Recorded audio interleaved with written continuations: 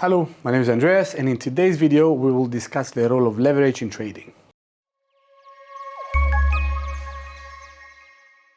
Leverage is an investment strategy where the investor borrows capital, and if they are successful, they can return the borrowed funds and enjoy the profits. Baby Pips defines leverage as having the ability to control a large amount of money using none or very little of your own money by borrowing the rest. In a nutshell, leverage allows you to increase your purchasing power by borrowing funds from the broker, allowing you to commit more capital per trade. So, in retail FX trading, traders use CFDs to trade currency pairs via leverage. The trader will set aside, for example, only $1,000 and the broker will allow you to control a position of the size of $100,000 given that the leverage is 1 to 100. This means that you are able to utilize 100,000 by setting aside only 1,000. We must highlight, however, that leverage is like a double-edged sword.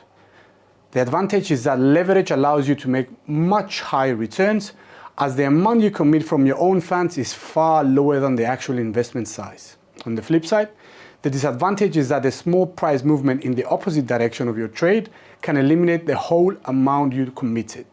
In our next video, we'll go through an in-depth example of how leverage works. Thanks for watching.